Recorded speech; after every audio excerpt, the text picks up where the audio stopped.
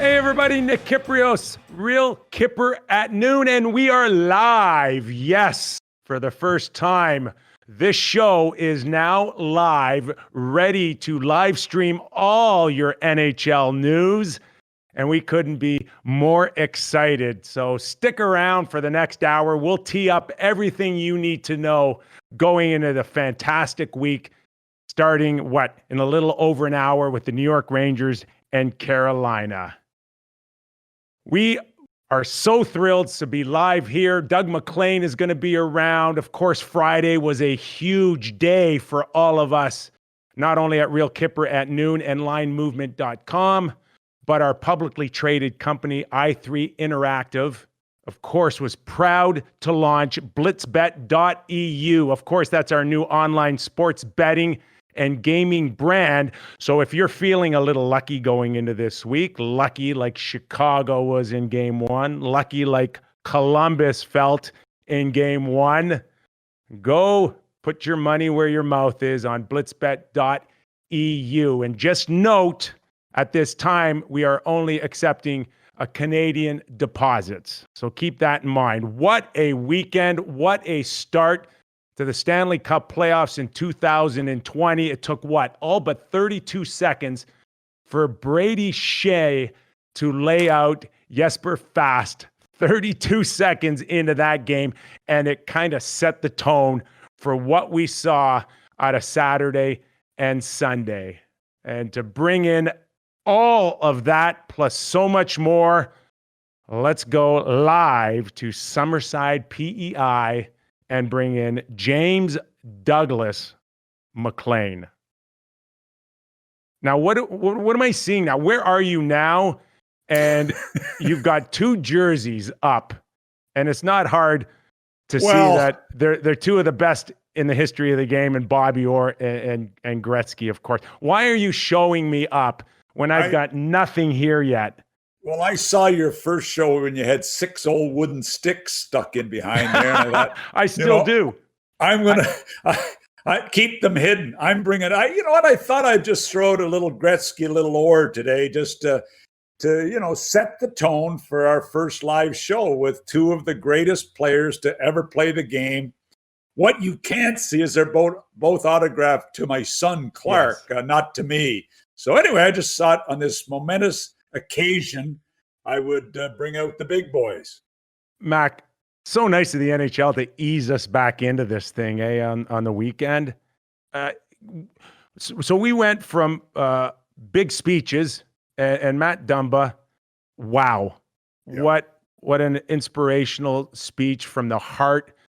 Did he really do an unbelievable job just prior to puck drop? That was fantastic. Yeah, I think, Matt really, was obviously a kid that's grown up in the game. And to see this was really a special night. We've heard so much about the movement, and then to have him set the tone for this entire playoff series was special. And he did a wonderful job. I mean, to stand there with all, not even involved in that particular game, but on behalf of all NHL players and many friends, he did a masterful job. He really I've done broadcasting for 21 years. I've done live, and I don't even think I could do that. Not in that scenario, under that pressure, and with no prompter, which you can't live without. But it was incredible that he had that pretty much, I would believe, as memorized as he could. But when you're doing live like we are now, you only get one crack at getting it right. Well, I think what really makes it happen like that, Nick, is because he believes so much in this situation, in this movement. And when you believe like he does, you know what? I think it probably makes it not easier, but it's coming from the heart, and he knows how important it is. And in my opinion, he set the tone for these entire playoffs. Well, we mentioned big speeches, but it was followed up with big hits, big fights. Wow. When have we seen that in the playoffs? Big injuries. and big controversy. And I got to think, Mac, waking up this morning, Gary Bettman is thinking, wow, I wouldn't have it any other way. I would think of now the commissioner of Major League Baseball. I think it's Rob Manfred. He would love people talking about his sport like we are talking about the NHL right now, because no mention of COVID. We know that the players, not one tested positive during the weekend. So it's a non-issue here. It is phenomenal now in just 2 days that it is all about what we saw on the ice that we are talking about today. That alone needs to be mentioned. Gary wants to be talking Tkachuk versus Chaika. That just says it all. Right okay, there, so that's where we're going, and that's where we're starting. Yeah. The question really from the get-go should have always, the number one question that should have been asked and answered right from the get-go is he a dirty player? Was that a dirty play?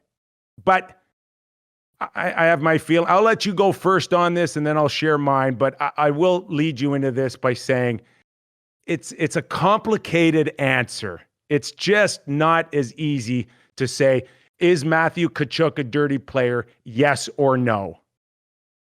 Listen, we talked about Tkachuk last week when we were doing our predictions, and for Calgary to have any chance to win this series, he had to be the front and center guy, even more so than the Monahan line. So we know I don't perceive Matthew Tkachuk as a dirty player. I perceive him as a guy that plays on the edge, on the line, a talented guy that maybe is the most important player on this hockey team. If I had to just start by, if somebody just gave me a question of yes or no, I would say he's a dirty player. And he has dirty tendencies, Mac. And listen, I played the game. I played the game hard. Right. Did I have the ability to play dirty? Yes. Yeah. Do some of the stars in our game historically have the ability to play dirty? Yes. Yes. Did Mark Messier take out Mark Napier's teeth when he was in Edmonton? Yes. I mean, there are players out there that have the ability to go places that maybe other players don't want to go. Now, because they want to win so bad.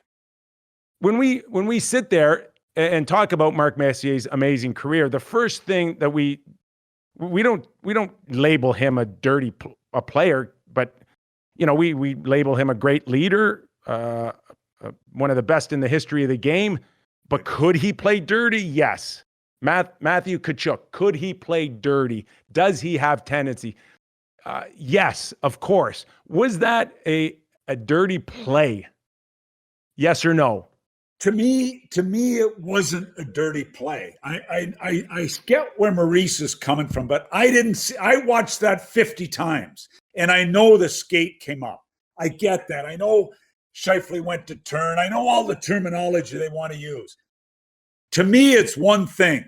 Was that an intentional attempt to injure? No, it was not. And I agree. Opinion. I agree. 100% I agree.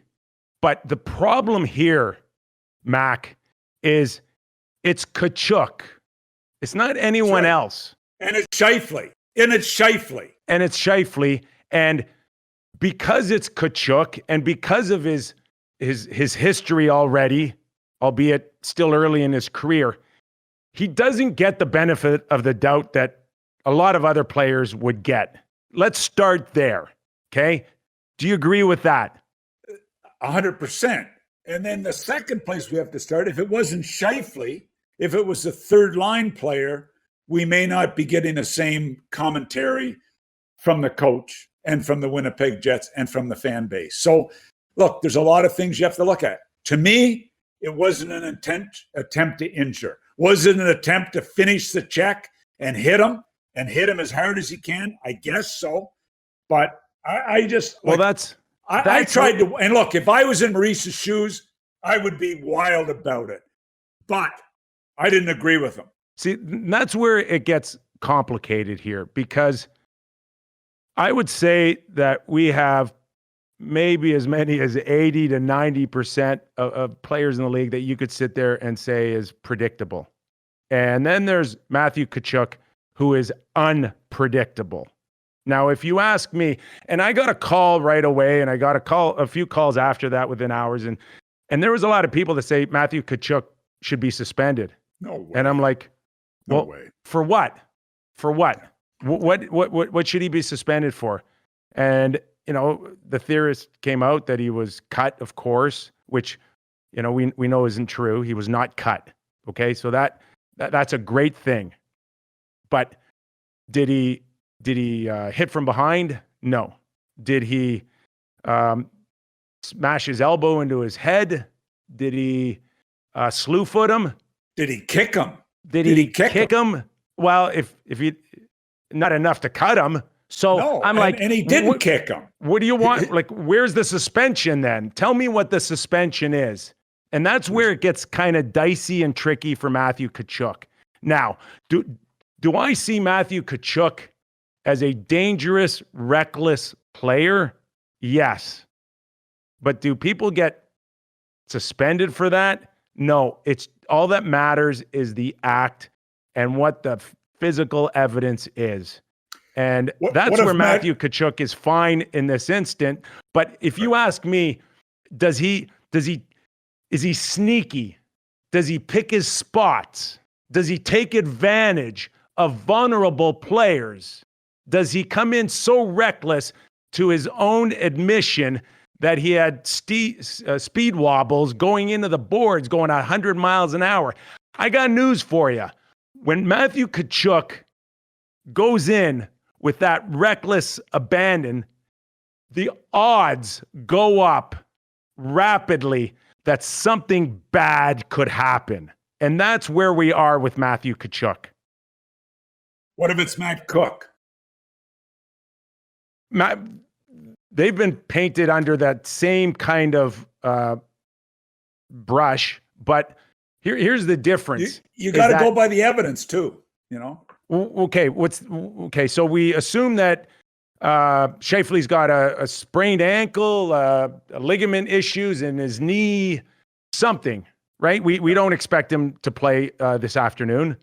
So now, as a general manager now, because they haven't come out and said that he's done for the year, and I would guess, and you tell me as a manager, that if it was written in stone right now that there had no shot at coming back, you'd probably want to leak that information out so you'd have a better chance of suspending Tkachuk. Would you agree with that?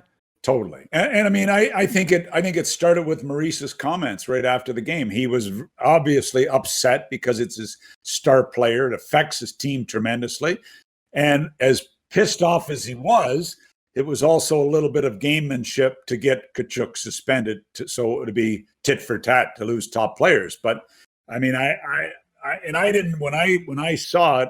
I tried to watch it as many times, and I know Paul's got a different angle. I get the blue line angle, but I'm sorry, there wasn't enough there. But I agree with you. I mean, they would have it leaked out right now. That's why I'm hoping Scheifele may be back sooner than later. But we got a 5-game series here. That's the problem. What really is amazing in all of this is that we are talking about a player that plays like Matthew Tkachuk, but still has the high-end talent to be a star in this league. And I don't know how far back you got to go, Mac, to find a guy that has played this type of role and has had, at times, world-class skill. I mean, some of the goals that he scored, between the legs from 30 feet out. How many players can really do that? Even Marchand in Boston, he never came in thinking that he was going to be as good as he is. And I don't know, to a lesser extent, or maybe to more of an extent, Matthew is a top 10 pick. You knew he had talent. You knew he could score. He did it with the London Knights as one of the best lines in history with Marner and who's the other player out of Arizona who's kind of Forget. anybody? I forget. MJ? No. Obviously, It'll come back to me. Another first round pick, Dvorak. There it is. Yeah. Dvorak. Yes. That was one of the top lines in London history. For sure. So you knew he had incredible talent. What I think pisses people off is that he thinks they think he doesn't need to resort to going down this path. But I don't know. But, I mean, for me, could he have just won the series on that play alone? I think the other thing is you've got to look at what is the feeling of Matthew Tkachuk inside his own dressing room, the same as it was inside the London Knights dressing room. The respect that this kid has in the dressing room is over the top. We know all about his upbringing. We know how competitive a guy he was. We see his younger brother in Ottawa, it looks like another heart and soul kid. This kid, whether you love him or hate him as a player, and I know that the Winnipeg fans would hate him, and I know the LA King fans would hate him, but inside his own dressing room, and with us talking last week, it was Matthew Tkachuk goes, so go the Calgary Flames. That's how important this kid is, and the people in that dressing room know it. They know it. And his willingness to go there. Big time, and it doesn't faze him. I don't think there's as many players in the league. And again, maybe what makes him so valuable. And he'll go there. And I don't know how many guys on each team are willing to do what he does to win. And say what you will. His friend. Say what you will. But, he could have just, we'll have to see the way this thing plays out, but he could have very well decided the series on that play. It certainly hasn't hurt their chances. I know that. Wow. And we haven't even gotten to line A yet. And who does Paul put in? And this is where I think, and good on Blake Wheeler for challenging him, but it just seemed when he ended up at the bottom of the pile that the energy just didn't follow up as well as it should have for Winnipeg here. And you just wonder where they are mentally. And on top of that, you just mentioned Patrick Laine with a hand injury. Is the hand important to a guy like this? I mean, what series can you remember where you lose you lose your franchise player in Scheifele and you use one of your pure scorers, right away? I mean, for the Winnipeg Jets to lose these top six guys, but you know what? If strange things happen at playoff time, they won't give up. This is when you need Hellebuck to win you a game to get you back in this series. And he's capable of it. They've still got some pretty good players there. This is where we'll find out about them. But this is a tough situation for the Winnipeg Jets. And I feel for them. I really do. This is adversity like we talk about, but this is really adversity. All right, let's get into the primetime games of Sunday night. Toronto, Columbus, Minnesota, and Vancouver. Did the Toronto Maple Leafs nightmare come true when Columbus picked up where they left off with their defensive game? When you have the number 3 offensive team in the league and the Toronto Maple Leafs playing the number 3 defensive team in the league, you knew what the game was going to be like. We had saw them play Boston. I remember you called me after the Boston game, said, "Oh man, do Columbus look good?" It was old-time hockey at its best. It was playoff hockey at its best, where you had to fight for every inch of ice. And Columbus, look, I think it's easier for Columbus. Toronto's expectations are over the top. Columbus are the underdog. They know they're a good defensive team. This is one of the greatest coaching things you could ever have. We have a chance to beat the Toronto Maple Leafs. We have a chance to kick their ass. That's what Tortorella's been saying for 2 weeks. So they were motivated over the top. Plus, they're really damn good defensively. And they protect, as Tortorella says, we protect the house, and they did last night. I said this even before the series started. I don't know whether or not you would pick another blue line to have going into these playoffs than the one of the Columbus Blue Jackets. And I was kidding Seth Jones. And please, if you haven't had a chance to click it, please find it, because Seth Jones was fantastic when I interviewed him prior to the series. And I joked around, like, is this the Montreal Canadiens of the 70s with Big Bird Larry and Savard and Lapointe? And I'm watching game one, Mac, and I'm watching greatness out of Seth Jones. And Werenski is now a bona fide all-star type of player, superstar in the making here. 20 goals, the only one that had it. You know, it's funny, for such a defensive team, how many times I counted Werenski and Seth Jones up on the play. And they're not scared. They're not worried. Here's what's really amazing about this back end, and you touched on these two, but Gavrikov, he plays with Savard. Gavrikov has the green light to go. Kukin has the green light to go. Murray will go up. There's 4 out of the 6 or 5 out of the 6 that have the green light to go on offense anytime they want. So it's not Werenski and Jones were the stars last night, but these other guys were no slouches either. This back end dominated the Toronto Maple Leafs like you can't believe. And that's before we even get into their forward group. They dominated in their own zone, and they also created offense for them, which to me was really the story of the game last night. I actually thought the Leafs were pretty good in terms of holding it 0-0, Mac. Like a year ago, you just would have saw Columbus probably put 2 or 3 in just based on impatience. But actually, I thought the Leafs did their best to keep it close. Here's what I really believe. It's an easier game for Columbus to play. They play 1-goal games all the time. They win 1-goal games. They lose 1-goal games, but they play the same way. They took Toronto out of their comfort zone a little bit. Now what you've got is you've got Toronto saying, how do we create chances? We're a team that creates a ton of chances. We didn't create a ton last night. How do we create? How do we create against this team? So, you know what? They've got to move out of their comfort zone a little bit and really they got to figure this out really fast. This is where it really comes down to, unfortunately, style of play, coaching. And I don't know, like, there's some games that you can watch. People are going to accuse Columbuses of the world and the New York Islanders of just killing the game of hockey because they don't make mistakes defensively. And to your point, as a player, I know it's easier to play defense than it is to create offense.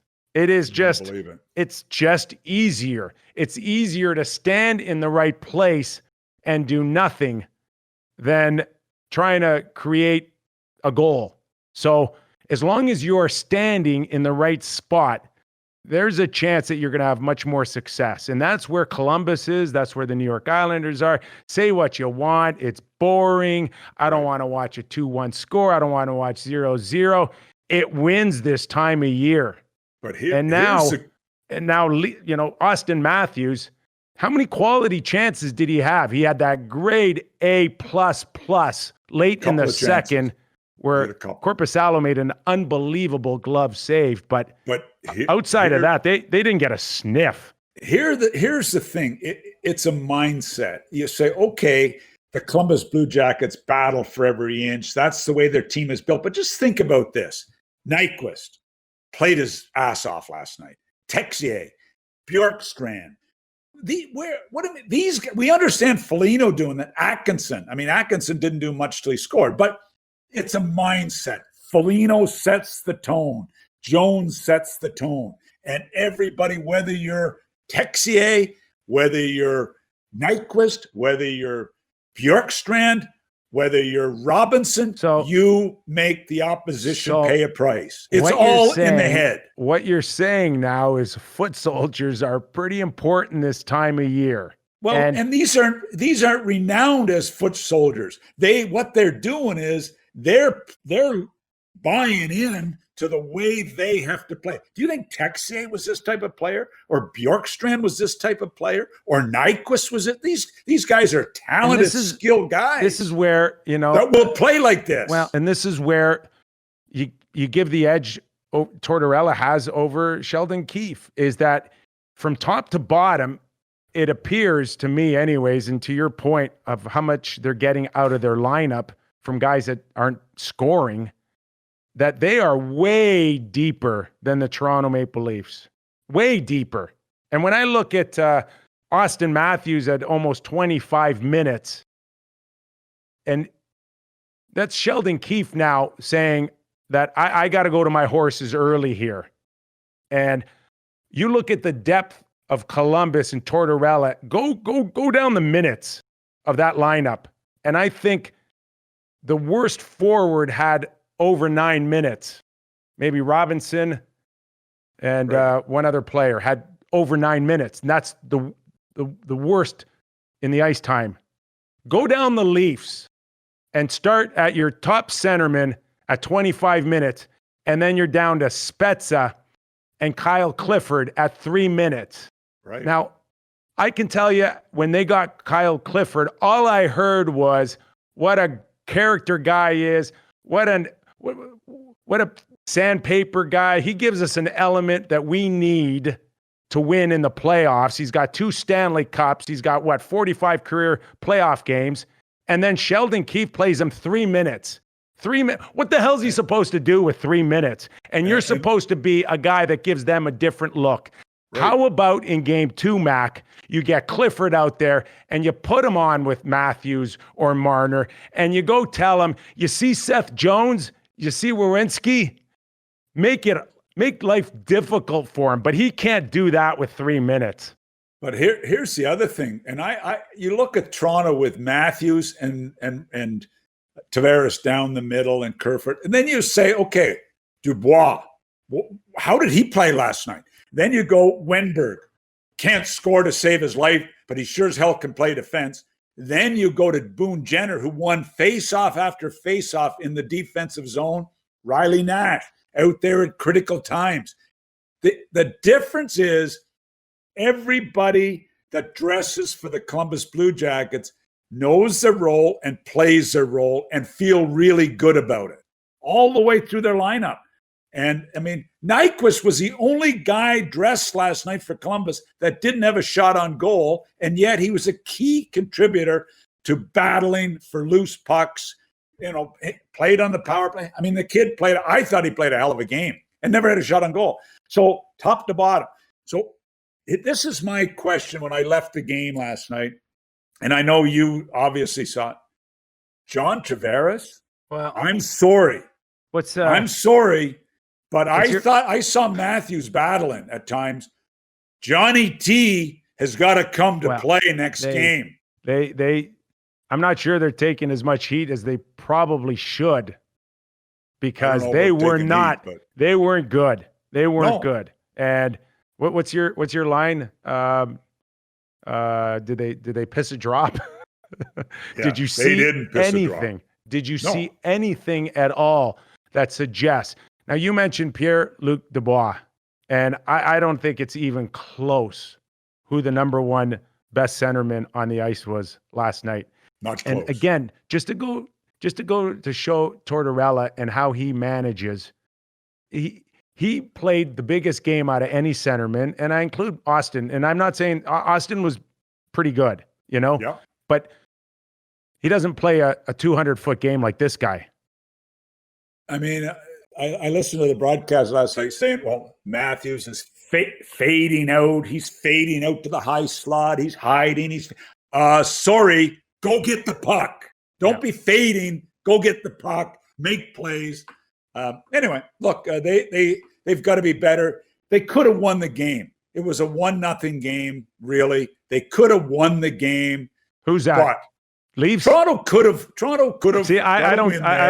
But they didn't play well enough to deserve to. I don't agree. I said last night after the game, I tweeted out they could play 120 minutes.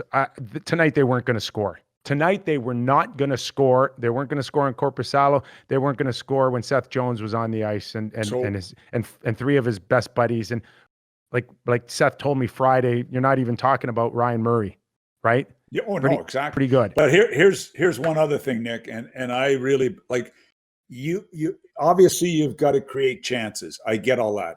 But the other thing that the Toronto Maple Leafs have to do is they got to draw some penalties. They got to draw some penalties so their power play at least gives them a chance to create and get some confidence in their offensive guys.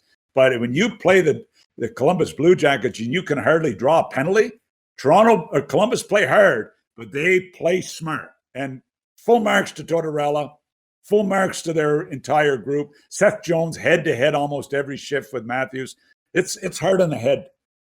Well, game 2, Tuesday, 4:30 Eastern, I think. Or check your listings. Local listings. Right? That's what we say in broadcasting. See, if we were taping, you could check out the real That's right, but we're live, baby. But we're live. We are live. Hey, and hit your like button out there, okay? Because listen, I don't care whether you hit it for me, but Doug likes it. Hit it for me. Do it for Doug. But if I'm scared if I go to hit the like button, I may hit the off button and be gone. We know how insecure Mac is. Hit the like button. And we need rating and review on Apple Podcast as well. So do us a favor on that one. One last note, Mac, on the Leafs. I thought Frederik Andersen was exceptional. He kept them right in there, but shitty goal. He knows it. He knows it, and the 12 people in the stands last night knew it. But come on, you got to score this guy more than one goal if you're the Toronto Maple Leafs and you're paying $40 million to 4 forwards. There's got to be some soul searching from his group in front of him. And if you don't, like as Hyman summed it up post game, I'm sorry, if we don't score a goal, we don't deserve to win. Well, and he was right. And he was right. And we know Marner's just getting. He's got to be better too. He's got to be better too. Nylander didn't have a 5-on-5 even strength shot on goal. Did he play? I think I saw him out there. I missed a lot of guys last night. Sorry. I think they'll be better. They'll find a way to score. You can't tell me this lineup's going to get shut out in 3 or 4 games here. So we'll look for that. Okay. Listen. Leafs have got to win a couple of games because Jeff Rimmer will drive me batty. He's Is he? I'm not saying anymore. Is he lined up the parade already in Columbus? Is he part of that committee? No, I'm not commenting on it. Oh gosh, just and he's calling games from the Wives Lounge, I think, at Nationwide Arena, if I'm not mistaken. Yes, he and Jody Shelley are in the Wives Lounge. Yes. Okay. All right. Now let's move it out west a little bit. Okay, we touched on Calgary with Tkachuk. We're just going to go right to Vancouver and Minnesota. And I was disappointed. Incredibly disappointed because I had Vancouver as a sleeper team. I know they've got way more than what we saw. Is that nerves? Is that inexperience? One of the best young players in Peterson. Is that just inexperience there? Because he was ragdolled a little bit out there. You know what? It reminded me a little of Chicago. Minnesota have been just getting pounded by the media experts, including us. Chicago getting pounded. They've got some pride. I mean, I keep hearing great things about Dean Evison, that he's done a real strong job there. That looked like a different hockey team to me last night. They've got, obviously the big 4 on their back end. You've got to have great respect for that. I didn't think their goaltending would be close to Markstrom. Their goaltending outplayed Markstrom last night. That was what? 33 years old in Stalock. I don't think he had a playoff start in the last 6 years. And Devin Dubnyk has done some terrific things, but it's pretty clear. I think they've lost a little bit of confidence in Devin Dubnyk. I'm also told, Mac, he's not 100% healthy. Right. But he's healthy enough, I think, to play, but I don't think he's healthy enough that they would necessarily have a ton of confidence in his play right now. So Yeah. we look around the league, and not to get off topic here, but the call on Stalock. Some coaches really putting their neck on the line here for picking the right goalie in a best of 5. Some have had success. Many it worked for Stalock. Others like Nashville, not so much with Saros. But and a lot of question about Smith and Tippett. So Smith and Tippett, of course, and they're tough calls. I mean, they're tough calls. But you know what?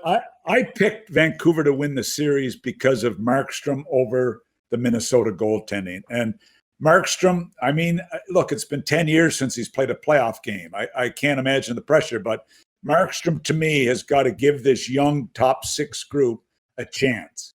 They're young up there. Besser was mauled last night. Pettersson was mauled last night. They've got to find a way. Bo Horvat's got to be better. I mean, their bigger, stronger guys have got to be better. And this is not an easy blue line to play against. And Minnesota is sick of listening about the Vancouver kids. They're sick of it. So, you know what? Them and Chicago, to me, it's a very similar situation. Both underdogs, to be quite honest, which is hard to believe, against Vancouver and Edmonton. But they are underdogs, and they showed it that they mean business because of some of their veterans. Markstrom, no question on the first goal. He should have had it. I look at Spurgeon's first goal. He got the empty netter. And I don't know if you had a good look at it, Mac, but there's Edler about 4 feet in front of him. And I don't know what Edler was doing, but I saw a bit of a goalie crouch. I think he brought his glove hand up a little bit. And all I'm screaming to my television is, you have a goalie already. You don't need 2. And there's your seeing eye dog through the legs. And pretty much that's your game here. But overall, Vancouver from top to bottom, not very good. Just so you understand, that game started at 11:30 PEI time, and when you were screaming at Edler, Jill was screaming at me, "Are you losing your marbles? Come to bed. It's 2 a.m." Hey, who's got a better? So don't expect great analysis from the late 11:30 starts, if you don't mind. Who's got a better chance of falling asleep in the double header or the late game? Is it you? Or is it Brian Burke over at Sportsnet? But Berkey's on early, and he has trouble staying awake. Even remember, I used to have to nudge him in the room to wake him up. Okay. One last note: we saw, I think, 10 minutes into or left in the third period, Ferland with a bit of a spear on Hartman. I know you saw it. I know you were up enough. Yeah. To watch that, or you saw it in the replays early this morning, Exactly. One of the two. But your thoughts on the spear? Well, I hate when guys are smart asses on the bench and they're grabbing at players' sticks and grabbing at guys that are on the ice. I hate that on a bench. Okay. Furland's a tough kid. He was frustrated and he speared him, and he gave him a pretty good spear, although it didn't hurt Hartman. He was chirping pretty good after, but look, Hartman had the big hit on Tanev, really rocked Tanev. Furland's tough, grabbing him on. Guys keep their hands off the players that are on the ice.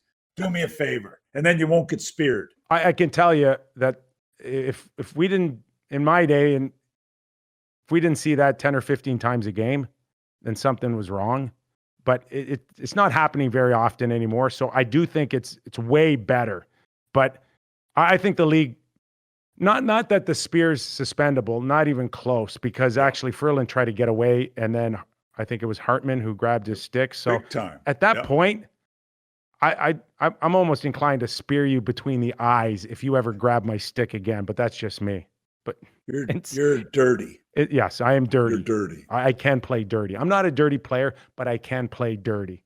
But I would say this, that the league. The league needs to call Ferland, and they need to call Minnesota and say, no more of that.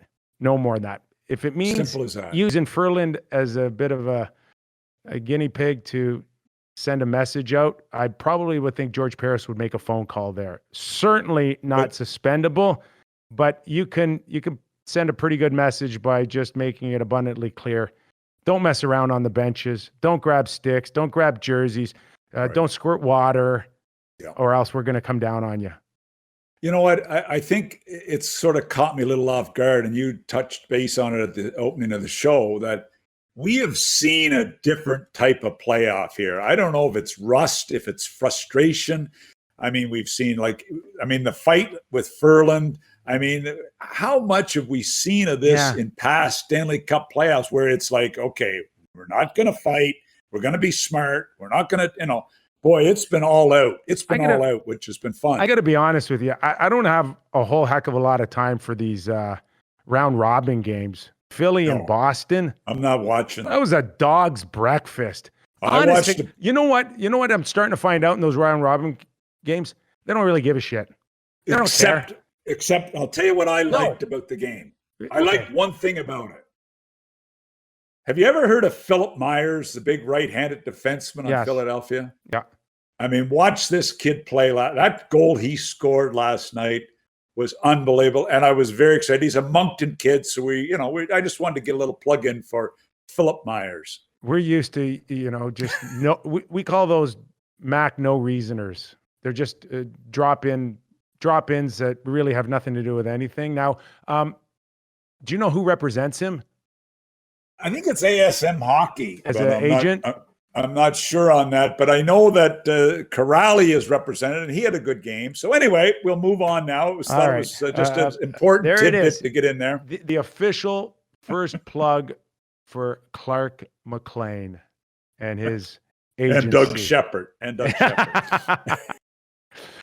I was just about to tell you that those seeded games now, based on everything that we've seen up until going into Monday today, do teams really, really care? Can they really read whether they want to finish first or fourth? The Boston Bruins, okay, are they playing possum here?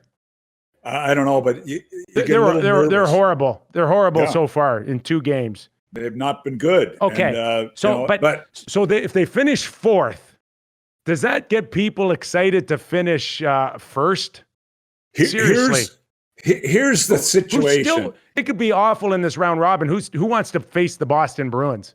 These are exhibition games for these top teams. They don't want to get hurt. Do you think Bergeron wants to get hurt? Do you think Marchand wants to get hurt? Do you think the heart and soul guys on their team are playing the way they want to play? No, they're not. So I don't like the round robin. I don't like the fact that a team with 100 points has to fight and President Trophy winner has got to fight their way through this. I don't like it. But anyway, let them play exhibition games. I don't like it either. Who dreamt that up? Anyway. Okay. Carolina and Rangers. I think we got puck drop in about, 15, 20 minutes? Yeah. Your thoughts. Can the Rangers come back? We talked about this when we were teeing up this series, that you were hard-pressed to find a better combination outside of McDavid and Draisaitl out of Panarin and Zibanejad. Yeah. Right? And yet, I thought they were coming on towards the end. They felt more comfortable. But, boy, when you talk about just a 2-week training camp and being off 4 months, it's so hard for these guys or any other star players to really find that groove that they had towards the end. And then we saw a 5-goal performance. I'll tell you what, right? I was blown away by how well Carolina played. That Svechnikov with Aho and Teravainen in line was absolutely terrific. Williams was battling. Williams has a fight. Their defense looked much better. Slavin had a big start to the game.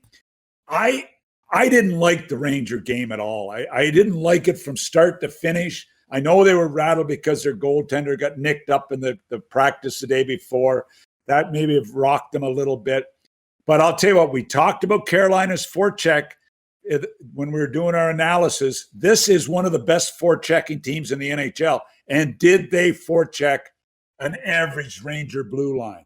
So the Rangers have got some work to do to figure this out. Panarin was almost like Tavares for me. I couldn't find him. I'm sorry. And he looks sluggish. He looks slow. Panarin's got to be a lot better. Zibanejad was okay, but not great in my mind. The Rangers, to me, have got to play a lot better, but I was blown away by how good Carolina played. I really was. Okay. We got the Jets and the Flames at 2:30 Eastern. If you are now clicking on to blitzbet.eu,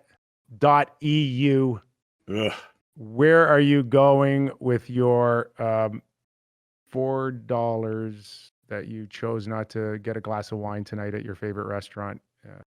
Instead, look on one of the two teams.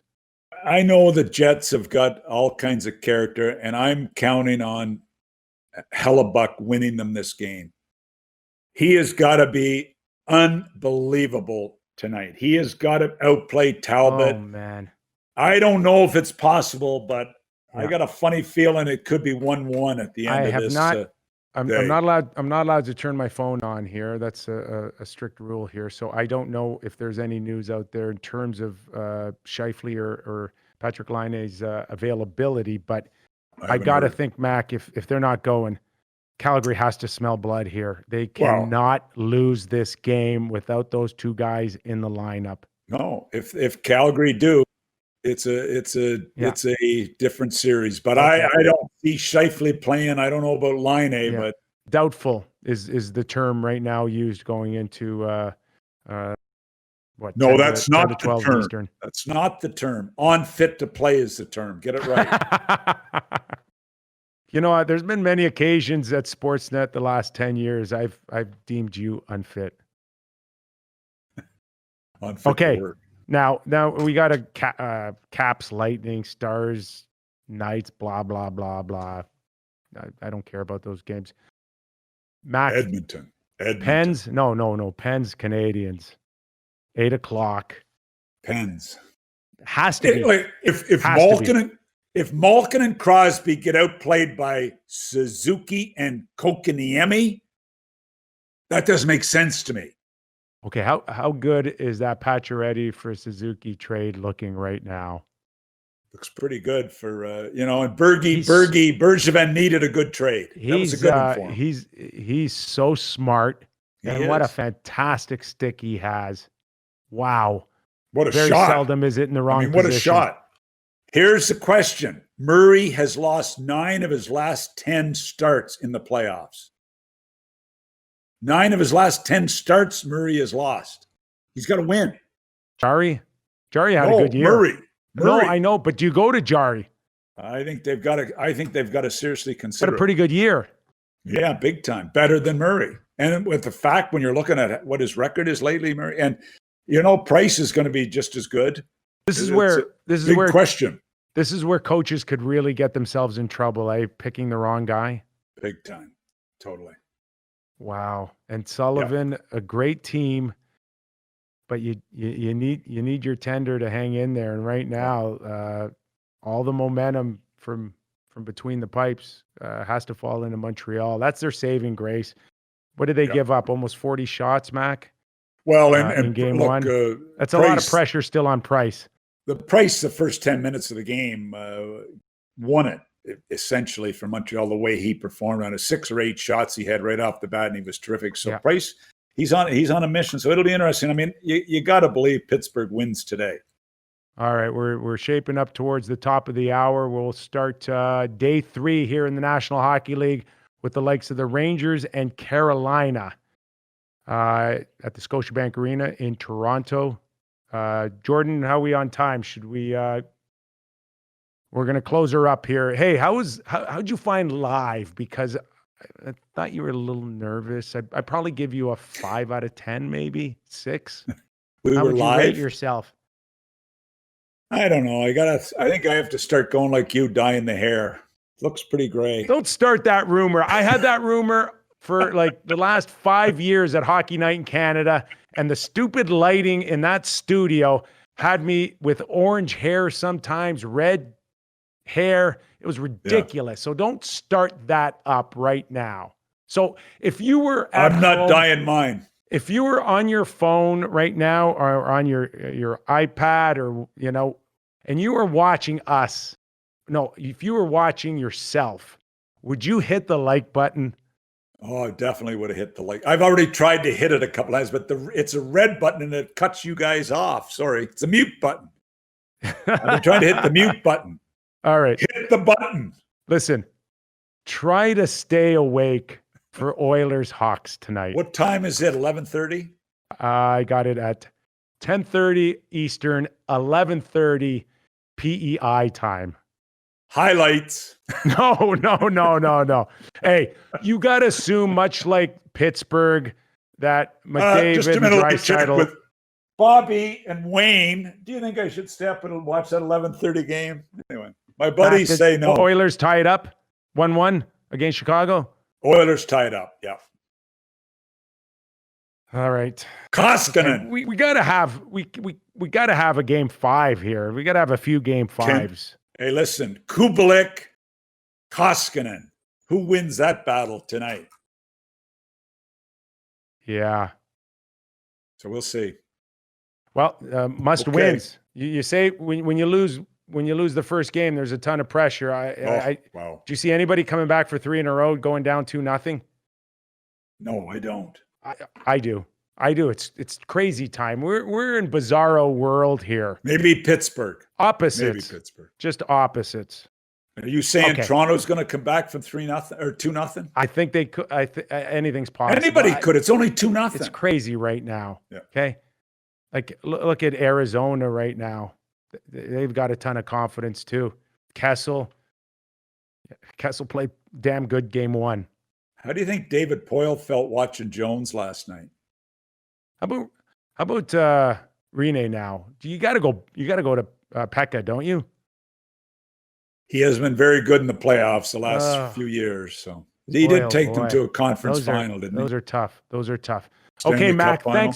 thanks for joining us. Go get yourself some breakfast because what time is it out there for puck drop for you? It's 1:00 now. Oh, so you had breakfast already, right? Yep. Okay. I'm ready to go enjoy yourself. Go enjoy day 3 in the National Hockey League. Ladies and gentlemen, from Summerside, PEI, Doug Maclean. And for all of you watching today live for the first time, I hope you had a great day, or at least a great start to your day. I know it's just beginning here. If you like what you see, please subscribe on our YouTube channel. On Apple Podcast, a rating and review would be terrific as well. You have been watching the Real Kyper at Noon show live, streaming live. How cool is that? We'll see you tomorrow.